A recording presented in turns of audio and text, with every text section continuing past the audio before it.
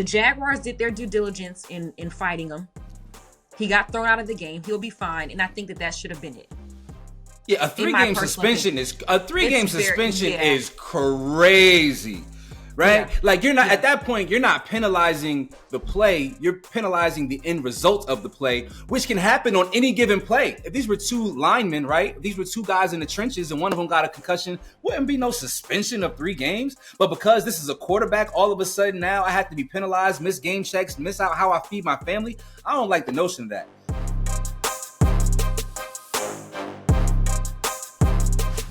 Bam, bam, bam. Welcome to another episode of The Fumble. I'm your guy, Rodney, Rikai. We got Samaria, Terry, wearing some real homegirl apparel over there. I see you, beloved. What's that, the oatmeal color hoodie? Oh, my God. You killing. What's up, yo? It's cold, Rodney. It's so cold in the D. Like, how cold is it in L.A.? Because you got on the coat I should have on. I'm just being stylish. I can walk outside chest naked and be fine. It's our taxes are so high though. Don't worry about it. It's the trade-off. How was your Thanksgiving? You got to be with the wags at the Lions game. How was your experience? What? You a wag? Wives and girlfriends. I'm a fiance. All right. Okay, purgatory. Anyway, we got a really special guest today. I'm excited for it. I'm a hoop head, so this conversation is gonna be dope. Somebody who threw a lob or two to LeBron James. Speaking of lobs, are you ready to start our show? First topic. Let me lob that up to you. Let's go. Catch it. All right, Rodney, let's start with by far the biggest debate in sports right now. Texans linebacker Aziz Al-Shaair in his 3-game suspension following a blow to Trevor Lawrence that has officially ended his season. So in the first quarter of the Jaguars-Texans game, Lawrence, while attempting to slide a little late, was struck by Al-Shaair and suffered a concussion, which was very scary, very Tua-like. Of course, a brawl ensued and Al-Shaair was ejected from the game. Now he's appealing this 3-game suspension, but the league is saying they threw the book at the 27-year-old linebacker because of his history of dirty plays. Rodney, I'm kind of torn on this. What side are you on? I miss the days when football players played football and there was not like this protected class of citizen within the sport. Listen, I understand that the rule has changed and you can no longer make contact with a player who is in the process of giving themselves up, right? I get it. Yeah. But I don't see this play happening with running backs, right? Like if you have the football, the goal has always been from a defensive standpoint is to pursue the football. And these players are moving at such a high rate of speed. The idea that you want me to pull up short to not make contact with this person who has the football is extremely hard, man. I think it puts a defender in a really uncomfortable position. Like there will be a time when somebody fakes the giving up of their body and takes off. And so you're always told to finish plays. And so I feel like Aziz did the thing that football players have always done. He didn't even really hit him. It was more like a shove down. Yeah, that's what got him, yeah. Yeah, it wasn't even like hard contact. So if anything, this is an indictment on the NFL. They should be having those gladiator caps, right? Or some different kind of protection for players. I don't blame Aziz for this. I really don't. Yeah, and it's crazy because I actually covered him when he was in Tennessee, and he was always, a leader in the locker room. He's an aggressive player, but I wouldn't necessarily call him dirty. I think that I did see like a compilation of like maybe some of his plays from this year that were a little questionable. One where he like choked Tom Brady a couple years ago when he was in San Francisco. But I think the biggest thing for me was the vice president of the NFL, John Runyon. He says, your lack of sportsmanship and respect for the game of football and all of those who play, coach, and enjoy watching it is troubling. It does not reflect the core values of the NFL. It comes from the same guy who was considered dirty when he played. That's where I'm just like, it's so like, what are these core values that you're speaking of? When you were playing, y'all were doing all types of stuff. And so I felt like you could have gotten your point across without even saying, you could have just not said anything. Like, I think coming from him, it's a bit hypocritical. It's coded language. A lot of coded language in that statement right there. I'm just reading between the lines of what some of that stuff means and how it connects and feels to me when I hear it. Yeah. No need to talk about it. I want to keep it sports, but I would be interested to see what Runyon's wedding photos look like. Who was in attendance? Yeah, but I want to get back. I want to get back to football players, man, not being penalized and ostracized for making the kind of plays that we always enjoyed growing up. To call a football player aggressive is like to call fire hot. You know what I mean? Like, yo, he's kind of been aggressive. I think it's good. It's a good thing, in my opinion. It's what you want. It's what you want out of a defensive player for sure. But even out of your running back and your quarterback. And so I don't like this this negating of physicality. I don't like this coddling of quarterbacks. I understand they are the most coveted investment that any team can make, right? They put so much money into the quarterback position that they want to keep those guys safe. But they're in the locker room, bro. They're not punters and kickers. You know, they're not in a vulnerable state, a vulnerable position on the field. As, you know, like a punter, you run into a punter, he can't protect himself because his leg is up in the air, right? But these guys have the football, and the goal of the defense, like I said earlier, is always to pursue. Let these guys make contact with the person that has the football. I'm sick of it. Like, or let's just make it two-hand touch or flag. And I feel like some of the quarterbacks, Mahomes, is kind of taking advantage of this. You know, like he's faking out. You think that he's running out of bounds. He comes back in. He extends the play.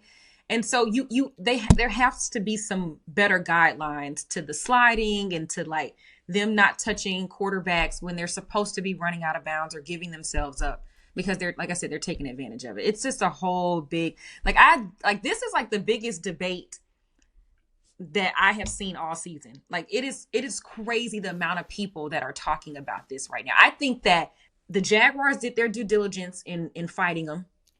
He got thrown out of the game. He'll be fine. And I think that should have been it. Yeah, a three-game suspension is crazy, right? Yeah. Like you're not at that point. You're not penalizing the play. You're penalizing the end result of the play, which can happen on any given play.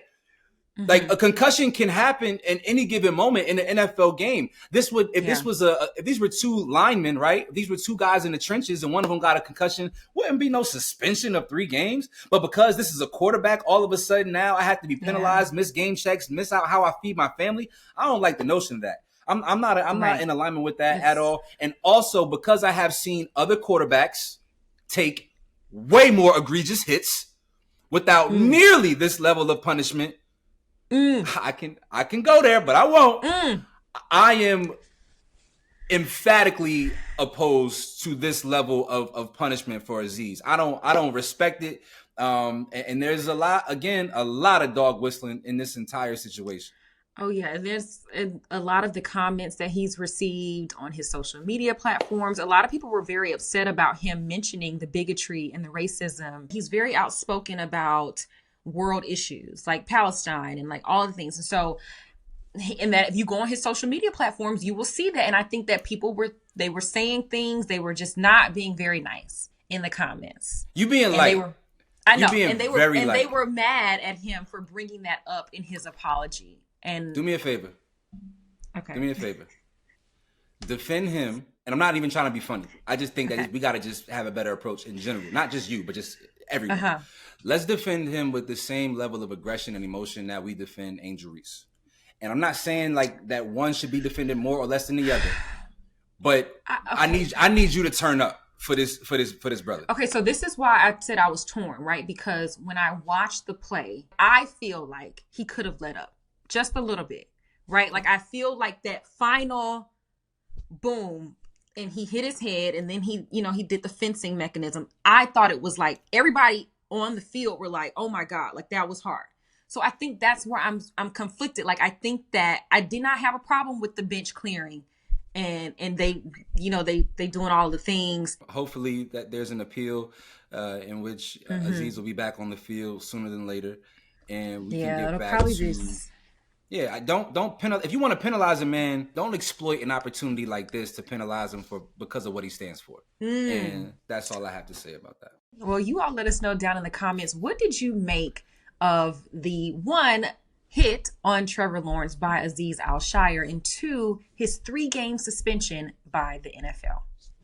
So over the last few years, many people have wondered if the GOAT of tennis, Serena Williams, was on some Sammy Sosa by bleaching her skin. Now, there have been a number of photos in which Serena certainly appeared to have lost some melanin, but on IG Live this week, Serena called cap about the claims, telling the world there is a thing called sunlight, and in that sunlight, you get different colors. I am a dark black woman, and I love who I am and how I look.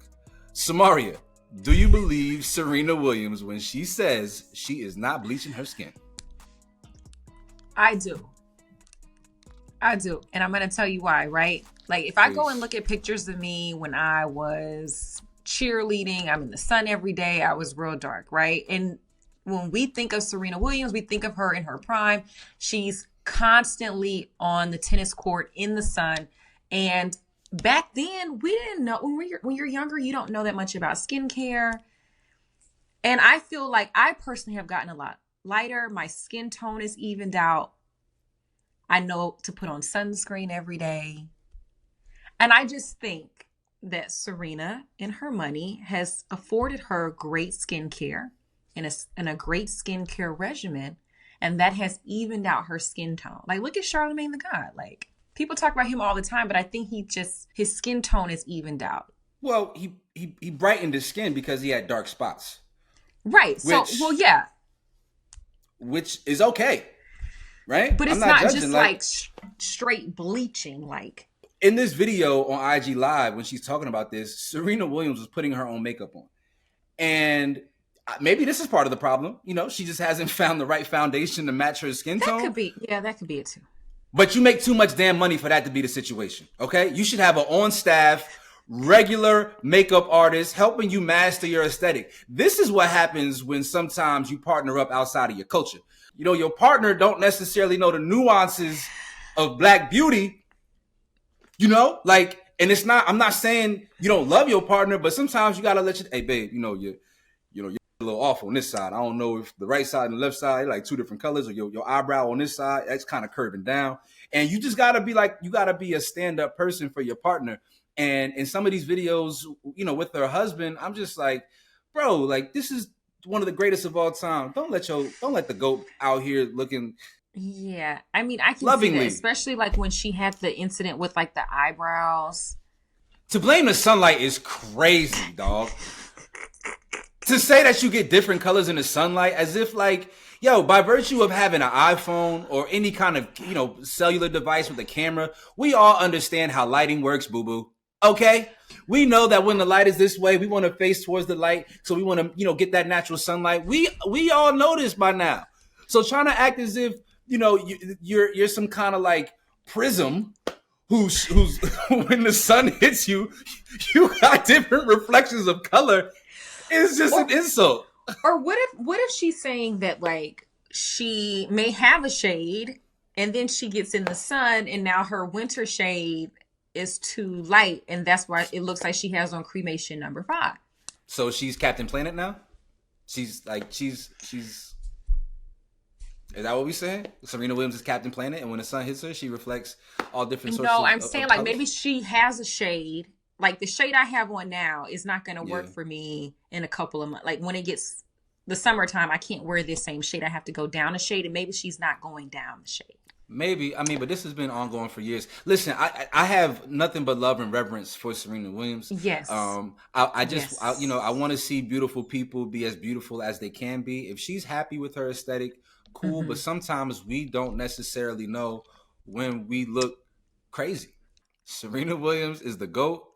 I love and adore her. I admire her. And I want her to look, feel, and be at her best. Mm-hmm. And that's all I have to say about that. Y'all let us know your thoughts in the comments section below. How do you feel about Serena Williams declaring herself to not be bleaching her skin? And also, if you have any makeup tips for her, please leave those in the comments section as well. Amen? Amen. All right, so Jets quarterback Tyrod Taylor is still feuding with his former girlfriend, Draya Michelle. In recent court documents, it was alleged that the cops were called to evict Draya and her 3 children from a $3 million home they both shared.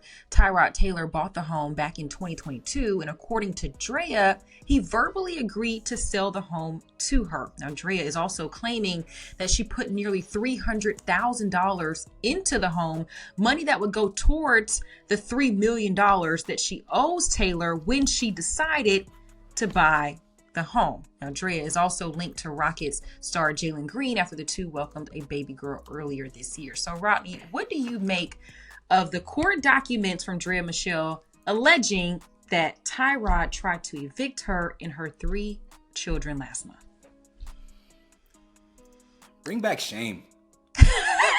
bring back shame. I don't want to be where the love ain't. Me. Okay. I don't want to be where the love is not present. Mm-hmm. And, I would imagine that, Draya and Jalen have a great thing going. There's love there. He just signed a really big contract, And I feel like there's a way to just leave that house that you shared with your ex. Listen, if leave.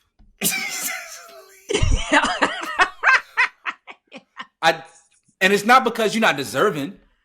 I think you know what? You're going to like this. Sometimes, right, we hold on to things so tightly. And God and court documents is telling you, let it go. So that you can get your next blessing. Yeah. And I think Draya needs to just prepare for her next blessing as opposed to holding on to what used to be. Yeah. Yeah. Amen. It is very weird because I'm the type of person where you got to put everything in writing. Everything in writing. Like, obviously things were allegedly peaches and cream before you got into a new relationship with Jalen Green. And it seems like once you got into that relationship, that's when he was like, yeah, you got to go. And I hate that she's already put this money in it, and it was supposed to be like a rent to own situation. You got to put it in writing. Yeah. I really hate that because now you kind of look crazy. And like you said, Rodney, she just needs to walk away from it because at this point, $300,000. I'm sure Jalen got that. Like, just leave. Walk away. Even beyond Jalen, I want to be clear. Draya has a successful swimwear line, Mint Swimwear. Exactly. So I don't want to just make it seem like... I'm saying if she didn't want to spend her own money, because that's obviously what it is. It seems like she's put her own money down and she doesn't want to walk away from that, right? And I can understand that. Yeah. But he's making it hard for you. Like, if what you're alleging is true in the court documents, that he tried to evict you and you weren't even there, you were out on a business trip, your children were there with the nanny. It's just like, I just feel like it's just going to continue to get worse. Your kids are having to deal with this, whatever. Just leave. I mean, yeah, I'm all for mitigating the amount of shame that we deal with publicly.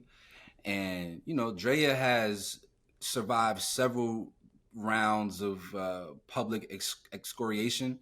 And, maybe she's just so comfortable in her own skin that nothing embarrasses or makes her feel shame, which is very fire. Right. I actually applaud that. I'm not even being funny. But I just, Draya is almost 40 years old. And I just feel like in this chapter of life, man, like she's a beautiful woman. I've met Draya, hung out with her a couple of times. Like, she's going to be good wherever, she's just somebody, she's a magnet. And so I don't think that she needs to hold on to this chapter of her life. Because she's going to be victorious in whatever new season she's in and is entering. So I think that she would do herself quite a bit of good to just leave. Just get your hat, your coat, and leave. And your children's coats. Beyond that, as someone who's dated baddies, we need to have a documentary and a rule book on the rules of engaging and dating baddies. The world don't know me. I'm certainly no Tyrod Taylor. I'm not rich. I'm not wealthy. But I be swimming in similar lakes. Not Draya. And let me tell you, it's not for the faint of heart. Okay, And so that's what I'm saying. Okay. yeah, and I think that, man, God bless everybody, man. Don't say what you. I'm Nope. really curious about this. No, I'm really curious because it does seem like Man, there's a group of women and everybody likes that group. And so, yeah. Yo, nobody knows me. I'm not People famous. know you. I'm not You are. famous. Yeah, Okay. but like in the inner world, in the underworld of the thing, people know me. In mass, people don't know me. So Okay. I never want to out myself for my personal life. Okay. But if you know me, you know that I just be knowing how things be working. And I'm saying it's not easy. And I wish the brothers out there all the best in their pursuit of these coveted individuals.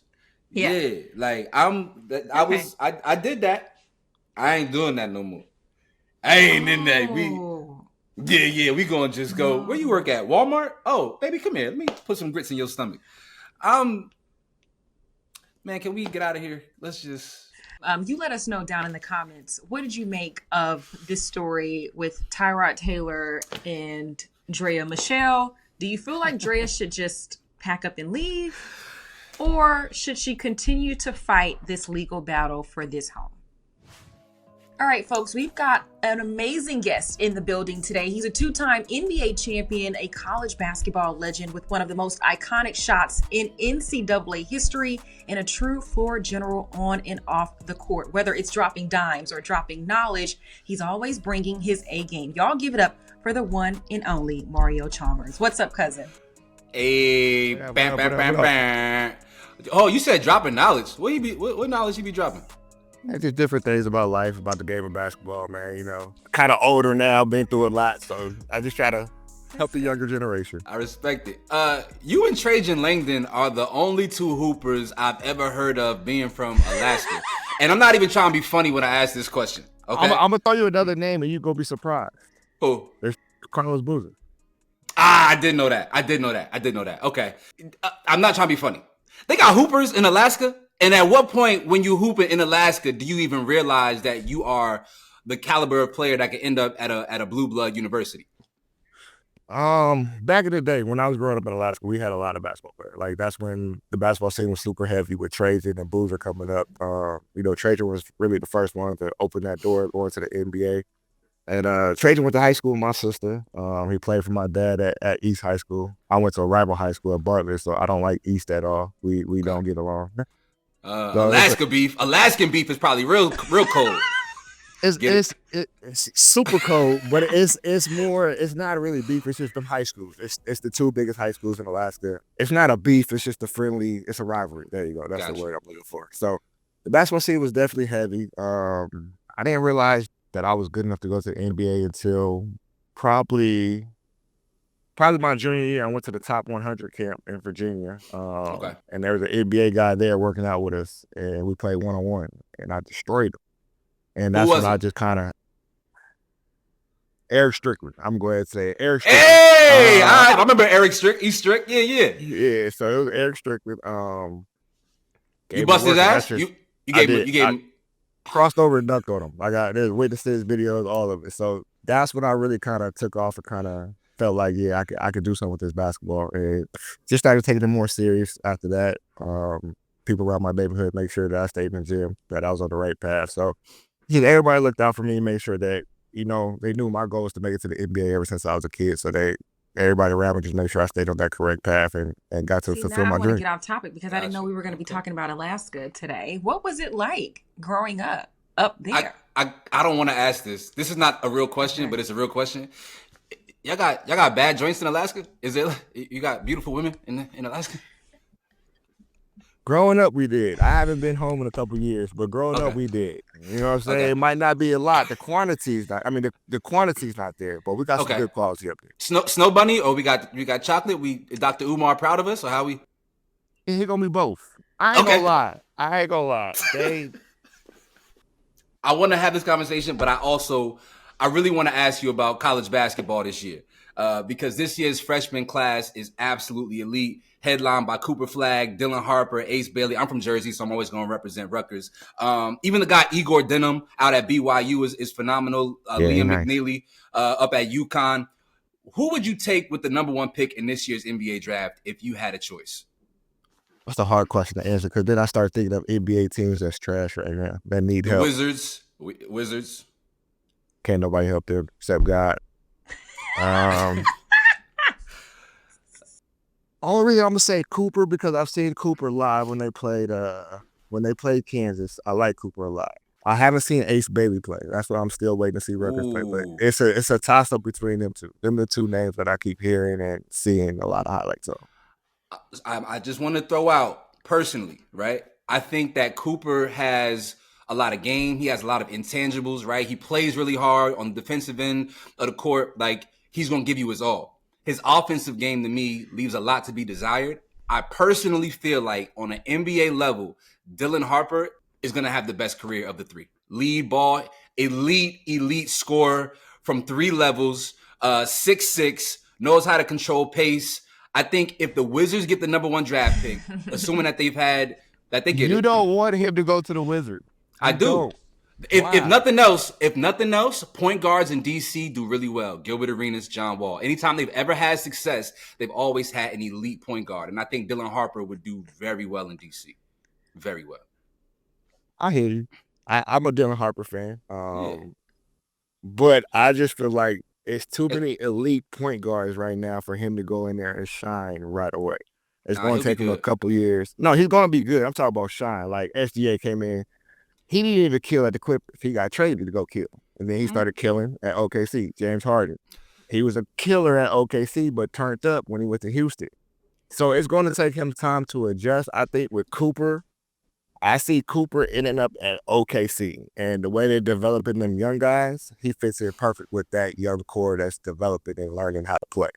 And we all know OKC got 100 picks in the next 2 drafts. So that's what I look at it like that. Like with Dylan, he has to go to the right situation. And he's going to be good. Like, there's no ifs, ands, buts about that. He's going to be a good player in the NBA. It's just he got to go to the right situation off the bat to kill in the beginning. Yeah, just as long as Jordan Poole is out of there. That's all. I like JP. JP, all right. He's unserious. I mean, it's the Wizards. It's their organization. Like, you just got to know what's going on over here. It's like... It is what it is. That's what it is. It is what it is. Okay, let's go back to college because I want to get your thoughts on NIL. We ask a lot of the guys that come on the show about it. How much money do you think that you would have made, and how do you feel like it's affecting collegiate sports? I think it's a gift for the curse. Definitely, I think people should be getting paid for their name, image, and likeness. Definitely should be making money off that, but I feel like it's still a crutch. I feel like kids don't have to work through nothing anymore. If you think about how we grew up, we didn't have the little handouts. We didn't have the easy ways out. We had to go to the gym, blood, grind, sweat, tears, come out, drenched, be ready to go to school, do everything. There was no easy way out. And I just feel like with the transfer portal, you don't have to sit out no year. You can dictate how much money you want. I just feel like it needs to be some adjustments to it, just so everybody just can't jump ship when they want to. Something don't go right, or I'm leaving. Or you're not playing me enough, I'm leaving. It's just, that's what I don't like about it. But everything else, I love it. And if I would have been able to get an NIL, I'm coming out $2-3 million out the gate. Like, don't even come to my house unless you got $2 million for me. Like, I'm not playing, because I see these kids and I'm like, yo, these kids not even top 10 players, top 20 players getting $1 million to go to college. Like, right. I was a top 10 player in the 2005 class. So it's kind of like, I would have had some money. Like, I would have did big thing. Yeah, if they got a lot of followers on TikTok, that goes into their recruitment. Yeah. It's a crazy thing. They could leverage their social media to get a bag. Yeah, it's a wild phenomenon. Oh yeah, thank you so much for coming on with us. No problem. I like this one. This is fun. So you're gonna come back? I'll definitely come back. Just let me know. Yeah, pull up on us, man. Yeah, and you all let us know down in the comments what you thought of our interview with Mario Chalmers, his insight, like all of the things that he just bestowed upon us. And then you let us know who you would like to see on the show next week. The Lakers aren't just bad right now, they are terrible. The new car smell from the start of the season that JJ Redick brought to the team is finito, and once again the Lakers are smelling like garbage truck juice and cigarette smoke. In their last 2 games, they have lost by 29 to the Wolves and 41 to the Miami Heat, 2 teams who themselves have been absolutely piss poor to start the year. The historic season that AD was off to is dissipated. Gabe Vincent is somehow still getting minutes on his team. Whatever his name is, Jared Vanderbilt. Let me do that again. Whatever his name is. Oh, JV. Yeah, we gonna tell him just. Nah, you know what? Keep this, Joe. We gonna fuck around and figure this out, okay? Listen, man. Jared Vanderbilt has played less games than Joel Embiid the last 2 years. Same for Chris. I ain't gotta get these brothers' names right. Same for Christian Wood. They have no real center. They ain't got nobody that's a 3-and-D player on the wing. And worse yet, man, LeBron James is starting to look 40. I recognize that everybody has a slump, but at some point, it ain't a slump. It's Father Time. And it's going to catch up with Bron. He is less than 30 days away from turning 40, okay? And is still being asked to be, at worst, the second best player on the marquee franchise in all of the NBA. Forget the physical aspect of being 40. The mental aspect of having this league on his back for 20 plus years, I'm sure, is exhausting. But this Lakers team, it is constructed poorly. They have no elite shooting outside of rookie Dalton Connect, and it requires Bron and AD to do entirely too much. I don't even understand how, in a league so deep in talent, that people are begging for expansion. We need more teams to fill because we got too many good players. We need expansion. Somehow, this Lakers roster is barren with talent.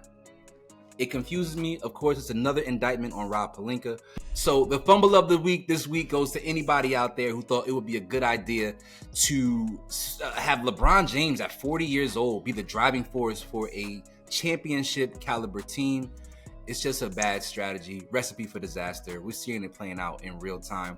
Samaria, is the Lakers season already over? Okay, this is what I'm going to say. I don't know LeBron James. I don't. I've seen him play a few times. I don't know the man. But what I feel confident in saying that whatever's happening, he wants that to happen. To miss threes? What do you mean? You mean like him being the focal point? Yes, that's what he wants. And if I thought I heard somewhere that he wants to play as many games as he can this season. Like he wants to play all 82 games. That's what I thought I heard. Is that right? He said that, yeah. So it's like all of the things that he knows that he cannot play all of those games and have a true shot at the NBA Finals. It's like, I think I heard somebody say this on ESPN, what are you playing for? Because if you're playing for a championship, then you got to rest. You cannot play all of these games. It's like, are you playing these games for stats? Are you playing these games for records? Because it's just straight, like it's, why this team is bad. Because this team is too bad for him to rest. Okay. Yeah. Like, there's nobody that can fill his shoes. This roster is depleted. There's not enough talent on this roster, period. Again, Jared Vanderbilt hasn't played in almost like 2 years, it feels like. Yeah, yes. Gabe Vincent is putting up 0-0-0-0 stat lines on a nightly basis. I'm not even being funny. Like, I don't understand how you on the court in the NBA for 18, 20 minutes and you don't record a single statistic. It's crazy. And so if Bron doesn't play, now you're looking at, what are you going to ask Cam Reddish to all of a sudden go back to the high school version of himself to put the ball in the bucket? I think LeBron is trying to do what he feels like he needs to do to get his team in position to not have to be in the play-in tournament once again, which they're probably going to end up being. Right. And if he rests, he just doesn't have faith in this roster construction for them to be able to withstand his absence. And that's whack. So that's what I'm saying. So why didn't anybody realize this? They did. They tried. Like, remember, like, so Bron signed a new contract heading into this season, and he waited because he was willing to take less money if they were able to find somebody to bring in, to help this team. LeBron was willing to take less money to incorporate another elite talent onto this roster. It did not happen. And so he's like, well, hell, give me the max money then. The money got to go somewhere, right? And but unfortunately now it puts him in a position for his body to break down. I mean, Brown went 0 for 19 over the course of 3 games from 3. That because this is his worst slump since his rookie season. It's not he